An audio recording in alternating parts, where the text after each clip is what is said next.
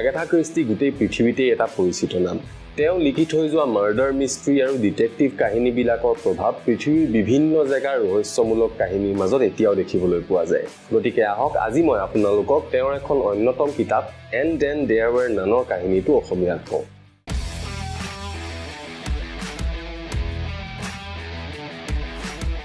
নদীৰ পাৰৰ পৰা বহুত আঁতৰত থকা সোলজাৰ আইলেণ্ড নামৰ এটা দ্বীপলৈ ৮জন মানুহে চিঠিৰ যোগেদি নিমন্ত্ৰণ পাইছিলে আগতে ধাইৰ কাম কৰা ভেৰা ক্লেথৰ্নে ভাবিছিলে যে তেওঁক দ্বীপটোত সহায়িকাৰ চাকৰিৰ বাবে নিমন্ত্ৰণ কৰা হৈছে ফিলিপ লম্বাৰ্ড নামৰ এজন প্ৰাক্তন সৈনিক আৰু উইলিয়াম ব্লোৰ নামৰ এজন প্ৰাক্তন গুপ্তচৰে ভাবিছিলে যে তেওঁলোকক কেইদিনমানৰ কাৰণে দ্বীপটোত চকু ৰাখিবৰ কাৰণে নিমন্ত্ৰণ কৰা হৈছে ডক্টৰ আৰ্মষ্ট্ৰঙে ভাবিছিল যে তেওঁক দ্বীপটোৰ গৰাকীৰ পত্নীৰ চিকিৎসাৰ কাৰণে মতা হৈছে প্ৰাক্তন জজ ৱাৰগ্ৰেভ ধৰ্মভীৰু মহিলা এমিলি ব্ৰেণ্ট প্ৰাক্তন আৰ্মি জেনেৰেল মেক আৰ্থাৰ আৰু সম্ভ্ৰান্ত মাক দেউতাকৰ খামখেয়ালি পুতেক এন্থনি মাৰ্ষ্টনে ভাবিছিল যে তেওঁলোকে কোনোবা পুৰণি বন্ধুৰ পৰা দ্বীপটোলৈ নিমন্ত্ৰণ পাইছে এজন নাৱৰীয়াই তেওঁলোকক নদী পাৰ কৰি দ্বীপটোত থৈ আহিলেগৈ দ্বীপটোত এটা ডাঙৰ ঘৰ আছিলে তেওঁলোক দ্বীপটোত গৈ পোৱাৰ পিছত ঘৰটোৰ কৰ্মচাৰী মিষ্টাৰ এণ্ড মিছেছ ৰজাৰ্ছে তেওঁলোকক ঘৰটোলৈ আদৰি লৈ আহিলে মিষ্টাৰ এণ্ড মিছেছ ৰজাৰ্ছকো চিঠিৰ যোগেদি মিষ্টাৰ ওৱেনে কৰ্মচাৰী হিচাপে নিযুক্তি দিছিলে তেওঁলোকে খবৰ পাইছিল যে পিছদিনাখনহে মিষ্টাৰ ওৱেন আহি দ্বীপটোত উপস্থিত হ'ব ৮জন আলহী নিজৰ নিজৰ কোঠালৈ গ'ল আৰু তেওঁলোকে নিজৰ কোঠাৰ বেৰত 10 লিটল সোলজাৰ্ছ নামৰ এটা কবিতা ওলমি থকা দেখা পালে গধূলি খোৱা বোৱা কৰিবৰ কাৰণে সকলো আহি ডাইনিং ৰুমত উপস্থিত হ'লহি ডাইনিং টেবুলখনত সৰু সৰু 10টা সৈনিকৰ মূৰ্তি সজোৱা হৈ আছিলে খোৱা বোৱা শেষ কৰাৰ পিছতেই হঠাৎ কৰবাৰ পৰা এটা ৰেকৰ্ডিং কৰি থোৱা কণ্ঠ বাজি উঠিলে ৰেকৰ্ডিঙৰ কণ্ঠটোৱে ঘৰটোত উপস্থিত প্ৰতিজন ব্যক্তিকে একোজন শাস্তিৰ পৰা বাচি যোৱা হত্যাকাৰী বুলি অভিহিত কৰিলে কথাখিনি শুনাৰ পিছত মিছেছ ৰজাৰ্ছ অচেতন হৈ পৰিল মিষ্টাৰ ৰজাৰ্ছে ডক্টৰ আৰ্মষ্ট্ৰঙৰ লগত মিছেছ ৰজাৰ্ছক ওপৰলৈ নি তেওঁলোকৰ কোঠাত শুৱাই দিলে পিছত মিষ্টাৰ ৰজাৰ্ছে ক'লে যে মিষ্টাৰ ওৱেনে তেওঁক চিঠিৰ যোগেদি গ্ৰামোফোনত সেই ৰেকৰ্ডিংটো খোৱা বোৱা শেষ হোৱাৰ পিছত বজাবলৈ কৈছিল কিন্তু তেওঁ নেজানিছিল যে ৰেকৰ্ডিংটোত কি আছে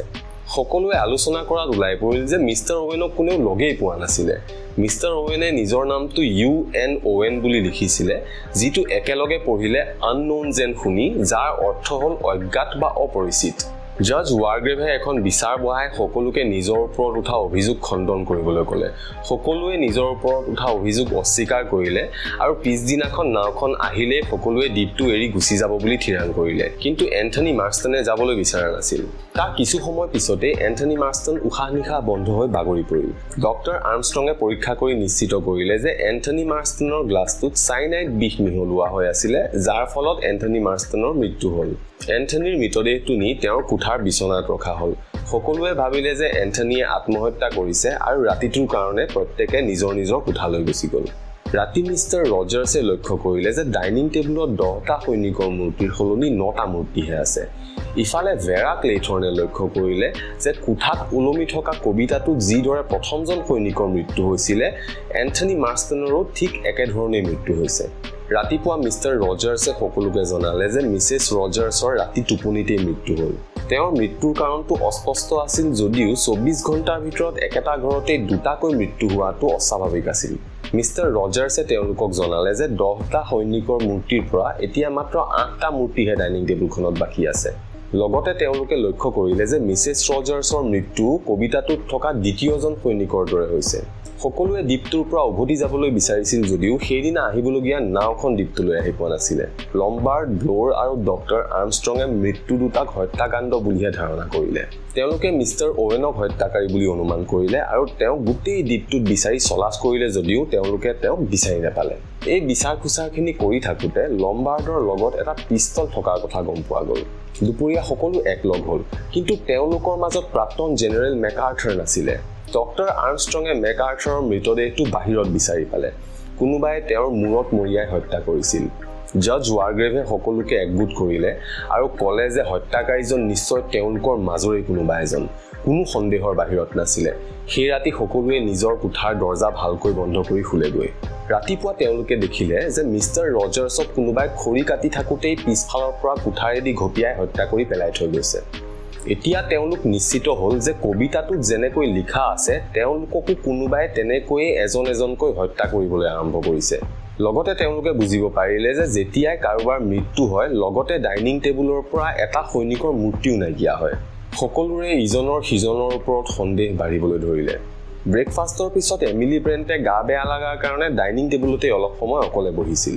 অলপ পিছতেই বাকি কেইজন মানুহে আহি দেখিলে যে কোনোবাই তেওঁক ডিঙিত বিষাক্ত বেজি দি হত্যা কৰিলে দ্বীপটোত এতিয়া মাত্ৰ 5 জনহে মানুহ বাকি আছিলেগৈ জজ ৱাৰগ্ৰেভে এখন আলোচনা বহালে আৰু সকলোকে ক'লে যে জুনেই যেনেকুৱা ধৰণৰে বিপদজনক বস্তু লগত লৈ আহিছিলে সকলো একলগ কৰিব লাগে সকলোৰে ৰুমবোৰ চলাচ কৰা হ'ল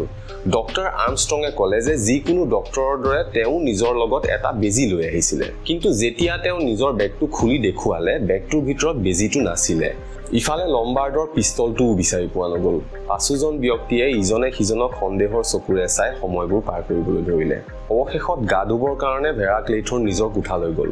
কিন্তু কোঠাত সোমোৱাৰ লগে লগে কোনোবাই তিতি থকা হাতেদি তেওঁৰ ডিঙিত টিপা মাৰি ধৰিলে তেওঁ চিঞৰ বাখৰ লগোৱাৰ লগে লগে সকলো আহি তেওঁৰ কোঠা পালেহি আৰু গম পোৱা গ'ল যে সেইখন কাৰো হাত নাছিল কোনোবাই সাগৰীয় গছৰ লতাইদি এডাল চিপজৰি গাঁঠি তেওঁৰ কোঠাত ওলমাই থৈ গৈছিলে আৰু সেইডালেই তেওঁৰ ডিঙিত পাক খাই ধৰিছিলে ভেৰাই মন কৰিলে যে তেওঁলোকৰ মাজত জজ ৱাৰগ্ৰেভ নাছিলে দৌৰাদৌৰিকে তেওঁলোকে তললৈ গৈ দেখিলে যে জজ ৱাৰগ্ৰেভ এখন চকীত বহি আছে আৰু এমিলি ব্ৰেণ্টে গাঁঠি থোৱা এখন কাপোৰ তেওঁৰ মূৰত জজসকলে পিন্ধা উইগৰ দৰে পিন্ধাই থোৱা হৈ আছে তেওঁৰ মূৰেদি তেজ বৈ আছিলে ডক্টৰ আৰ্মষ্ট্ৰঙে জজ ৱাৰগ্ৰেভক পৰীক্ষা কৰি মূৰত গুলি লগাৰ ফলত তেওঁৰ মৃত্যু হৈছে বুলি ঘোষণা কৰিলে জজ ৱাৰগ্ৰেভৰ মৃতদেহটো বাকী কেইজনৰ দৰেই তেওঁৰ কোঠাৰ বিচনাত নি শুৱাই দিয়া হ'ল ৰাতি কোঠাৰ বাহিৰত কাৰোবাৰ ভৰিৰ মাত শুনি ব্ল'ৰ বাহিৰলৈ ওলাই আহিলে তেওঁ অস্পষ্টকৈ দেখা পালে যে কোনোবাই দৰ্জা খুলি ঘৰটোৰ বাহিৰলৈ ওলাই গৈছে সকলোকে জগোৱাত গম পোৱা গ'ল যে ডক্টৰ আৰ্মষ্ট্ৰং নিজৰ কোঠাত নাই লম্বাৰ্ড আৰু ব্ল'ৰে ভেৰাক নিজৰ কোঠাত তলা মাৰি সোমাই থাকিবলৈ দিলে আৰু তেওঁলোকে ডক্টৰ আৰ্মষ্ট্ৰঙক বিচাৰি বাহিৰলৈ ওলাই গ'ল ৰাতি গোটেই দ্বীপটোত বিচাৰিও তেওঁলোকে ডক্টৰ আৰ্মষ্ট্ৰঙক বিচাৰি নেপালে আৰু উভতি আহি তেওঁলোকে দেখিলে যে টেবুলত মাত্ৰ 3টা মূৰ্তিহে বাকী আছেগৈ ৰাতিপুৱা তেওঁলোকে গোটেই দ্বীপটোত আকৌ ডক্টৰ আৰ্মষ্ট্ৰঙক বিচাৰিলে কিন্তু বিচাৰি নেপালে তেওঁলোকে মুকলিতে নিৰাপদ হৈ থাকিব বুলি ভাবি ঘৰটোৰ বাহিৰতে ৰখিলে লম্বাৰ্ডৰ মতে ডক্টৰ আৰ্মষ্ট্ৰঙৰ মৃত্যু হৈছিলে আৰু ব্ল'ৰৰ মতে লম্বাৰ্ডেই হত্যাকাৰী আছিলে কিন্তু ভেৰাৰ মতে ডক্টৰ আৰ্মষ্ট্ৰং ক'ৰবাত লুকাই আছিল আৰু তেওঁলোকক হত্যা কৰিবৰ কাৰণে সুযোগ বিচাৰি আছিলে খোৱা বস্তু আনিবৰ কাৰণে ব্ল'ৰ ভিতৰলৈ যাওঁতে ভেৰা আৰু লম্বাৰ্ডে এটা ডাঙৰ শব্দ শুনিলে ওপৰ মহলাৰ পৰা এটা ডাঙৰ ভালুকৰ মূৰ্তি পৰি ব্ল'ৰৰ মৃত্যু হৈছিল এতিয়া ভেৰা আৰু লম্বাৰ্ড নিশ্চিত হ'ল যে ডক্টৰ আৰ্মষ্ট্ৰঙেই হত্যাকাৰী তেওঁলোকে দ্বীপটোত এটা ওখ জেগা বিচাৰি ৰাতিটো তাতে পাৰ কৰিবলৈ থিৰাং কৰিলে কিন্তু তলত তেওঁলোকে নদীৰ মাজত দুটা শিলৰ ফাঁকত ডক্টৰ আৰ্মষ্ট্ৰঙৰ মৃতদেহটো দেখা পালে এতিয়া দ্বীপটোত মাত্ৰ ভেৰা আৰু লম্বাৰ্ডহে বাকী আছিলেগৈ ইজনে সিজনক হত্যাকাৰী বুলি ধৰি ল'লে ভেৰাই ক্ষিপ্ৰতাৰে লম্বাৰ্ডৰ পিস্তলটো কাঢ়ি ল'লে আৰু তেওঁক গুলীয়াই হত্যা কৰিলে শেষলৈকে জীয়াই থকাত সন্তুষ্ট হৈ ভেৰা ক্লেথৰ্ন ঘৰটোৰ ভিতৰলৈ গ'ল তেওঁ দেখিলে যে টেবুলখনত এতিয়াও 3টা মূৰ্তি বাকী আছিলে তেওঁ নিজে 2টা মূৰ্তি পেলাই দিলে আৰু এটা মূৰ্তি নিজৰ হাতত লৈ নিজৰ কোঠালৈ গ'ল তেওঁৰ কোঠাত এডাল চিপজৰি ওলমি আছিলে লম্বাৰ্ডক হত্যা কৰাৰ পিছত ভেৰাই মানসিক ভাৰসাম্যতা হেৰুৱাবলৈ ধৰিছিলে তেওঁ নিজৰ প্ৰাক্তন প্ৰেমিকক মনত পেলাবলৈ ধৰিলে ভেৰাই সম্পত্তি নিজৰ প্ৰেমিকৰ নামত কৰিবৰ বাবে প্ৰেমিকজনৰ সৰু ঘাট মাৰা ভতিজাকক সাগৰত ডুবিবলৈ দি হত্যা কৰিছিল আইনৰ সুৰুঙাৰে ভেৰা বাচি গৈছিল যদিও তেওঁৰ প্ৰেমিকে সেই কথাটো গম পাই ভেৰাৰ লগত সম্পৰ্ক শেষ কৰিছিল কবিতাটোৰ শেষ পংক্তিটোৰ কথা ভেৰাৰ মনলৈ আহিল অনুশোচনাত তেওঁ চিপজৰিডাল লগাই আত্মহত্যা কৰিলে পিছত পুলিচ দ্বীপটোত উপস্থিত হৈ 10টা মৃতদেহ দেখি আচৰিত হ'ল বহুত অনুসন্ধান চলোৱাৰ পিছতো পুলিচে 10টা হত্যাকাণ্ডৰ আঁৰৰ ৰহস্য উদ্ঘাটন কৰিব নোৱাৰিলে বহুদিনৰ মূৰত এখন চিঠি আহি পুলিচৰ হাতত পৰিল চিঠিখন জজ ৱাৰগ্ৰেভে লিখা আছিল চিঠিখনত তেওঁ লিখিছিলে যে তেওঁ সৰুৰে পৰাই মানুহৰ লগত ন্যায় হোৱাটো বিচাৰিছিলে কিন্তু হিংসা আৰু হত্যাৰ প্ৰতি তেওঁৰ মনত সৰুৰে পৰাই এটা আকৰ্ষণ আছিলে সেই কাৰণে তেওঁ দোষীক মৃত্যুদণ্ডৰ শাস্তি দি আনন্দ লাভ কৰিছিলে কিন্তু লাহে লাহে তেওঁৰ তেনেকুৱা কৰি মন নভৰা হৈ আহিলে তেওঁ নিজ হাতেৰে দোষীক শাস্তি দিবলৈ মন যাবলৈ ধৰিলে যেতিয়া তেওঁ গম পালে যে তেওঁৰ এটা দুৰাৰোগ্য বেমাৰ হৈছে তেতিয়া নিজৰ জীৱনৰ শেষ কাৰ্য হিচাপে তেওঁ এটা নাটকীয় হত্যাকাণ্ডৰ পৰিকল্পনা কৰিলে জাজ ৱাৰগ্ৰেভে 10জন আইনৰ সুৰুঙাৰে বাছি যোৱা হত্যাকাৰীক মিষ্টাৰ ওৱেন নাম লৈ সোলজাৰ আইলেণ্ডলৈ মাতিলে এজনকৈ ৱাৰগ্ৰেভে তেওঁলোকক পৰিকল্পিতভাৱে হত্যা কৰিবলৈ ধৰিলে কিন্তু নিজকে সন্দেহৰ চকুৰ পৰা আঁতৰত ৰাখিবৰ কাৰণে তেওঁ নিজৰ মৃত্যুৰ নাটক কৰিবলগীয়া আছিল তেওঁ ডক্টৰ আৰ্মষ্ট্ৰঙক পতিয়ন নিয়ালে যে নিজৰ মৃত্যুৰ অভিনয় কৰি তেওঁ হত্যাকাৰীজনক ধৰা পেলাবলৈ সক্ষম হ'ব সেই ৰাতি ঘৰৰ বাহিৰত লগ কৰিব বুলি মাতি তেওঁ ডক্টৰ আৰ্মষ্ট্ৰঙক নদীৰ পানীলৈ ঠেলি হত্যা কৰিলে ৱাৰগ্ৰেভে আশা কৰা মতে ভেৰা ক্লেথৰ্নে আত্মহত্যা কৰিলে ইমান নিয়াৰিকৈ সজাই পৰাই কৰা হত্যাকাণ্ডকেইটাৰ কাৰণে জাজ ৱাৰগ্ৰেভৰ নিজে দায়িত্ব স্বীকাৰ কৰিবলৈ মন গৈছিলে সেই কাৰণে তেওঁ এই চিঠিখন লিখিছিল আৰু বটল এটাৰ ভিতৰত ভৰাই সেইখন তেওঁ পানীলৈ দলি মাৰি দিছিল তাৰ পিছতে তেওঁ নিজৰ কোঠালৈ গৈ নিজৰ বিছনাত শুই লৈছিল আৰু দূৰত লম্বাৰ্ডৰ পিস্তলটো ৰাখি ইলাষ্টিকৰ সহায়ত তেওঁ নিজৰ মূৰলৈ গুলিয়াই আত্মহত্যা কৰিলে দীপটো দুইয়েকে নিজৰ ডায়েৰীত হত্যাকাণ্ডকেইটাৰ বিষয়ে লিখি থৈ গৈছিল জাজ ৱাৰগ্ৰেভৰ মৃতদেহটো ঘটনাটোৰ বিৱৰণৰ লগত মিলাকৈ বিচাৰি পোৱা গ'ল এইটো আছিলে এণ্ড দেন দেয়াৰ ৱেৰ নানৰ কাহিনী আশা কৰোঁ আপোনালোকে কাহিনীটো শুনি ভাল পালে মই আপোনালোকৰ আগত আৰু নতুন কাহিনী অসমীয়াত লৈ আহি থাকিম চেনেলটো ছাবস্ক্ৰাইব কৰি ল'ব যদি ভিডিঅ'টো ভাল পালে তেনেহ'লে লাইক কৰিব কমেণ্ট কৰিব ভিডিঅ'টো শেষলৈকে চোৱাৰ বাবে ধন্যবাদ